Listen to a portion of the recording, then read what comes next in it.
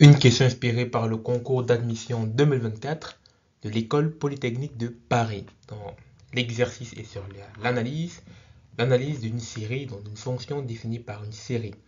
Donc pour le point 1, on doit déterminer le domaine de la fonction, tel que la fonction est convergente, montrer que pour tout A positif, f de A est de classe C infini, positif mais non nul, est de classe C infini sur l'intervalle -1.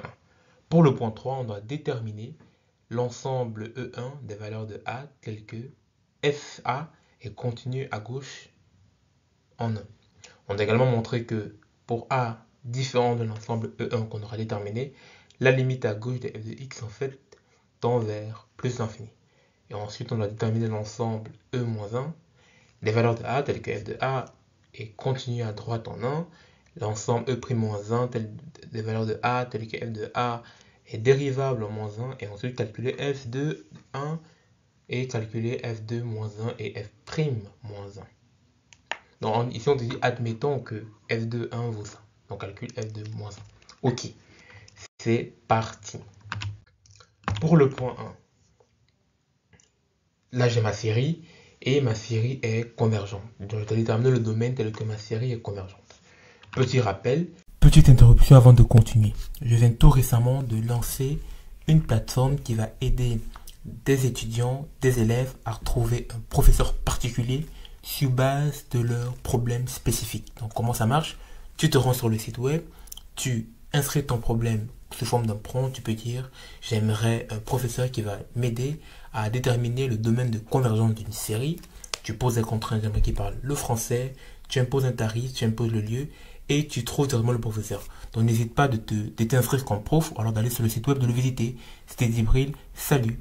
Donc pour le moment, il n'y a pas encore de base de données pour les professeurs. Donc je recrute massivement des professeurs à se lancer sur la plateforme.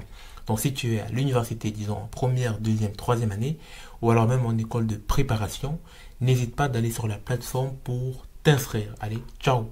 Soit une série, donc si on a une série qui est générale, donc on va appeler ça une série géométrique généralisée, cette série va converger si le rayon de convergence qui en fait la limite supérieure de 1 sur le coefficient puissance 1n tend vers 1 pour x, pour la valeur absolue de x strictement inférieure à 1. Donc ce terme ici, c'est le rayon de convergence et le rayon de convergence doit tendre vers 1.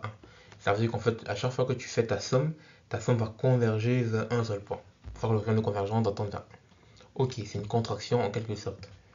Bon, c'est quoi mon rayon de convergence? Mon rayon de convergence, c'est dans ce cas-ci 1 sur n puissance a. Et moi, je te laisse démontrer que cette limite tend vers 1. Donc en fait, c'est facile à démontrer. Je ne l'ai pas fait ici parce que voilà, c'est niveau secondaire. Si tu veux faire ça, tu poses y d'être égal à ce terme. Tu mets le ln des deux côtés pour éviter d'avoir des puissances. Et ensuite, tu vas voir que le 1 sur n va descendre en puissance. Tu vas diviser tout par n. Tu vas appliquer la règle de l'hospital et tu vas voir que la limite tend vers 1. Donc je te laisse faire. Donc, dans le coup de pouce, tu poses y d'être égal à toi. C'est vraiment le coup de pouce. D'être égal à 1 sur n puissance a, le tout à la puissance 1 sur n. Tu prends le ln, tu auras ln de y qui va être égal à 1 sur n ln de n puissance moins 1. Ensuite, tu mets le n de l'autre côté, tu auras n ln de y qui va être égal à ln n moins 1. On va même juste avec ça, tu peux juste te concentrer ici, tu appliques la limite, tu fais limite quand n tend vers l'infini, tu fais limite quand n tend vers l'infini à gauche, tu appliques la règle de l'hospital, donc tu vas dériver à l'intérieur, dériver le numérateur et tu vas voir qu'à la fin ça va tendre vers 1. Parce que tu auras la dérivée ici, dérivée de n ça vaut 1, dérivée de ln tu auras, tu dois dériver l'intérieur, donc ça fait 1 sur n puissance a moins 1, et je pense que quand n va tendre vers l'infini, tu vas bien trouver 1. Donc je laisse te démerder un peu avec ce calcul de secondaire. Il n'a pas trop d'intérêt. Aussi l'idée c'est juste de voir qu'en fait ici on a une série géométrique et que pour certaines conditions de a qu'on ne connaît pas, en fait cette série va converger. Et on va voir ça tout de suite. Donc la série converge pour pour toute valeur absolue de x inférieure à 1. Donc en quelque sorte pour x strictement supérieur à moins 1 et strictement inférieur à 1. Dans ces cas, on retrouve classiquement une série géométrique convergente. Maintenant, évaluons ce qui se passe aux frontières x égale à plus ou moins 1. Parce qu'ici, je sais que, ok, entre moins 1 et 1, il n'y a pas de problème. Mais ici, il y a deux paramètres. Il y a le paramètre x, avec lequel on peut jouer. On peut également jouer avec le paramètre a. Donc la fonction est paramétrisée par deux choses, x et a. Donc ici, j'ai la condition sur x. Ensuite, je vais voir si, en posant une certaine condition sur x, je peux un peu aller plus loin au niveau de ma convergence. Donc qu'est-ce qui se passe si x vaut exactement 1? Si x vaut exactement 1, on retrouve ici la classique série de Riemann. On peut appliquer le critère d'Abel pour dire que ça converge. Donc, une série de Riemann converge. Donc ça, c'est la forme générale d'une série de Riemann. Tu ne vas pas voir un autre nom différent pour ce type de série. Donc, elle converge si et seulement si A est supérieur à 1. Donc ici, je sais que si A est supérieur à 1, ma série de Riemann va converger pour x qui vaut 1. Du coup, je suis allé un peu plus loin que la convergence que j'ai posée ici. Ça converge absolument en plus. Maintenant, qu'est-ce qui se passe si je suis à la frontière moins 1? Si je remplace x par moins 1, ici je retrouve ce qu'on appelle une série alternée. Alternée pourquoi? Parce qu'à chaque fois que n change, le signe va changer. Par exemple, si n vaut 1, c'est négatif, n vaut 2, c'est positif, n vaut 3, négatif, 4, positif, etc., etc., etc. Une série alternée. Et pour les séries alternées, on va utiliser le test de Dirichlet. Le test de Dirichlet nous dit que cette série converge pour tout A positif.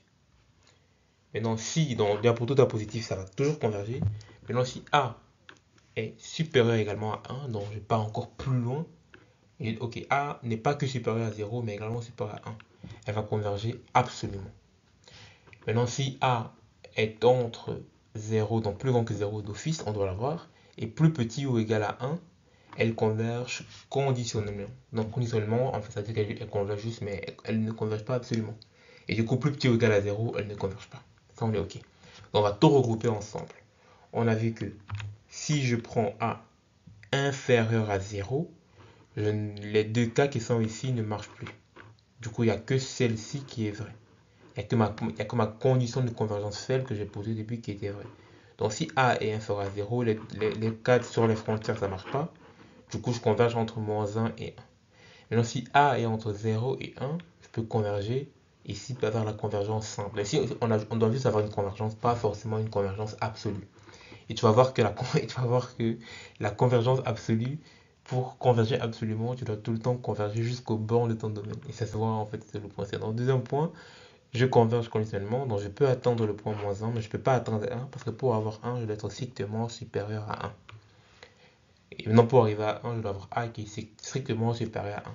Et ça, d'office, tu dois l'avoir. Parce que pour converger absolument, la convergence absolue, en fait, c'est une convergence qui est suffisamment forte pour avoir une continuité d'une borne à l'autre. Donc, je pense que c'est relié aussi au théorème des bornes atteintes, un truc comme ça.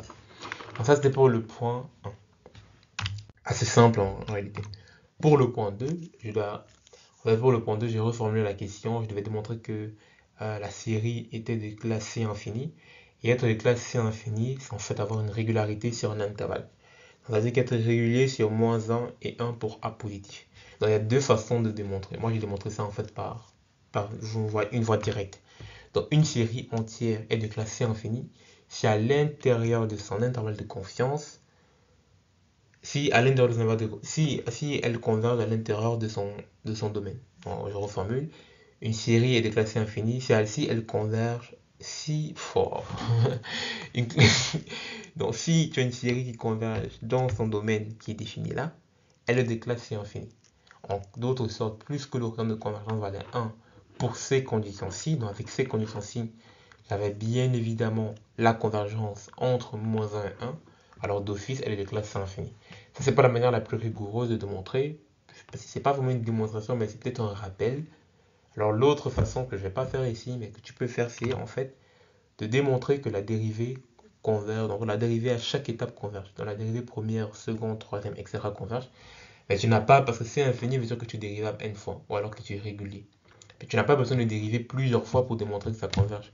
Si la dérivée converge une seule fois, ça veut dire que d'office, tous les autres dérivés convergent. Comment démontrer ça? En fait, c'est un théorème qui est assez intéressant, c'est qui dit en fait que si une suite converge, si une suite converge absolument, si une suite converge, même, je ne sais pas si absolument ou pas, mais je pense si elle converge, tout sous-suite doit également converger. Donc si tu prends une suite et que tu crées une sous-suite de cette suite, elle doit d'office converger. Et la dérivée d'une suite est une sous-suite de la suite de départ. Ça, c'est une façon de démontrer. Tu peux essayer de dériver une fois. Tu vas voir qu'également que cette série aura un rayon de convergence qui va tendre bien vers 1. Du coup, elle converge dans un intervalle. Et tu peux faire ça plusieurs fois, et plusieurs fois, et plusieurs fois. Bon, pas plusieurs fois, plusieurs fois. Une fois, ça suffit. Parce que je vais dire que si la dérivée converge, la dérivée première converge, la dérivée seconde va d'office converger, et etc., etc. Et ça peut même se voir parce que tout ce qui change dans les dérivées, ça va être les puissances de n. Et, dans la définition de la convergence, tu démontres que pour n qui tend vers l'infini, ça converge. Donc pour toutes les valeurs de n qui vont en fait augmenter, tu vas voir que quand je vois dériver, ça va plutôt augmenter au fur et à mesure, tu auras d'office une convergence. Voilà, c'est une façon ou une autre pour démontrer la convergence. Point E. L'ensemble E1 des valeurs de A telles que f de A est contenu à gauche en 1. Donc la continuité, c'est que la dérivée, la limite, quand f tend vers la gauche de 1, existe. En quelque sorte, elle converge vers une valeur précise.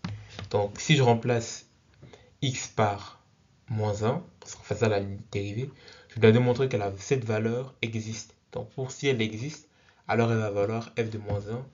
Puisque je ne connais pas de moins 1, je dois juste démontrer qu'elle converge vers une certaine valeur. Alors, comment démontrer qu'elle converge? C'est simple. Ici, on a encore une fois une série de Riemann. Et par le critère d'Abel, une série de Riemann converge pour toute valeur de 1 pour toute valeur de A, ici, supérieure à 1. Alors, f de 1 est continu en A. Assez simple. Du coup, l'ensemble, c'est juste A qui appartient au réel, tel que A doit être juste supérieur à 1. Assez simple. Hein? Maintenant, je dois calculer la limite à gauche pour 1 si A n'est pas dans l'ensemble E1. Là, on vient de voir que si A n'est pas dans l'ensemble E1, ça va à l'encontre du théorème d'Abel. Le théorème d'Abel te dit que si A n'est pas plus grand que 1, d'office, ça diverge. Et une série qui diverge, une série qui tend vers l'infini, par le critère d'Abel encore une fois. Donc si tu ne converges pas, d'office, tu diverges, par le critère d'Abel.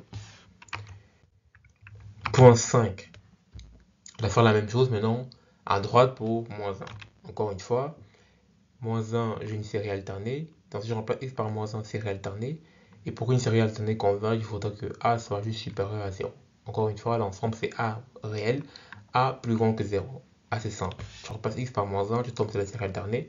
Et tu retrouves la condition qu'on avait déjà eu au départ. En fait, depuis le point 1, on fait que se répéter. Question super simple, je comprends pas. Vraiment, le niveau en polytechnique n'est pas si élevé que ça, je sais pas. Voilà, je sais pas les bons énoncés. L'ensemble E en prime des valeurs A telles que f de A est dérivable en moins 1. Donc dérivable veut dire que la dérivée est continue à un point. Donc je dois calculer la dérivée de f et voir si elle est continue en moins 1. Donc si la dérivée est continue en moins 1, ça veut dire que la limite quand x tend vers moins 1 à droite de la dérivée converge. Donc ça c'est f' de x. Si je remplace ça par, quand x tend vers moins 1, je remplace par moins 1. Et ma question c'est, est-ce que ce truc converge? Encore une fois, elle converge par le critère, maintenant ici c'est le critère de Leibniz, mais le critère de Leibniz c'est le même critère. Au début moi je pensais que c'était le critère de Leibniz. Après je me suis dit en fait le critère de Leibniz c'est le même critère que le critère d'Abel. C'est en fait la série de Riemann, donc série de Riemann. Si tu dis série de Riemann, si tu dis critère de... Nous je pense que nous on appelait ça critère d'Abel, Leibniz, Abel ou des fois Leibniz, des fois Abel. Et là, on va voir à la fin pourquoi le nom Leibniz apparaît. On va voir la fierté de Leibniz à la fin, mais ça arrive. Donc ici, même chose. A-1 doit être plus grand que 0. Du coup, A plus grand que 1 par le critère de Leibniz. Je pense que ici, c'est Leibniz et c'est pas Abel. J'ai un peu vérifié pour Abel. Je pense que c'est même pas Leibniz, c'est clairement série alternée. Oui, non, c'est plutôt série alternée ici. C'est plutôt série alternée, mais série alternée, c'est le même critère que le critère de Riemann. Il y a beaucoup de noms. Je pense que d'autres noms, c'est plutôt Riemann-Leibniz. Dans d'autres bouquins, on va dire Riemann-Leibniz. Riemann-Leibniz, je pense, Leibniz. C'est pas si je prononce bien, en réalité. Mais c'est comme le critère alterné, tu dois avoir la puissance ici positif, strictement supérieur à 0. Et du coup, si tu mets le moins 1 de l'autre côté, tu trouves que A doit juste être plus grand que 1. Donc c'est plutôt par série alternée ou critère de Riemann ou critère de Leibniz. Du coup, A doit être plus grand que 1. Ça, c'est la classe que moins 1. Ensuite, pour terminer, on me demande de calculer f de 2 moins 1. Dans l'énoncé, on avait donné un indice. Et c'est en revoyant ça que je me suis dit, en fait, on avait donné l'indice pour f de 2, 1. On avait dit que c'était pi sur 6. Et toi, tu devais faire pour f de moins 1. Donc, moi, j'ai pas vu comment utiliser l'indice. J'ai pas réfléchi à ça. Parce que moi, j'avais juste ça, je me suis tellement rappelé de la solution. La solution, en fait, c'est moins pi au carré sur 12. Bon, comment retrouver ça en partant de f de 2 de 1? J'ai plus trop. Bon, je ne peux pas réfléchir sur la vidéo d'un coup, mais je pense que soit ça va être lié à une factorisation, ou soit ça va être lié à une sous-suite. En peut-être factorisant une sous-suite, un truc comme ça. Nous, on avait démontré ça avec les intégrales généralisées. Et ça, on appelle ça la fierté de Leibniz, parce que Leibniz a démontré ça, il a dit que Dieu n'existait pas, ou Dieu existe, un truc comme ça, il était très fier. Donc on appelle ça la fierté de Leibniz. Il a démontré ça, il a dit que Dieu n'existait pas, ou que Dieu existait, je sais plus trop. Non, je pense qu'il a dit que Dieu existait. Je pense que Leibniz était un croyant, un truc comme ça. Donc maintenant, petit rappel pour calculer f' quand A vaut 2. Non, ici, je ne pas précisé, mais A vaut 2. Donc l'indice ici veut dire que A vaut 2. Quand A vaut 2 et quand X vaut moins 1. Donc là, je mets juste l'expression. Et ici, j'ai mis un petit rappel. Pourquoi?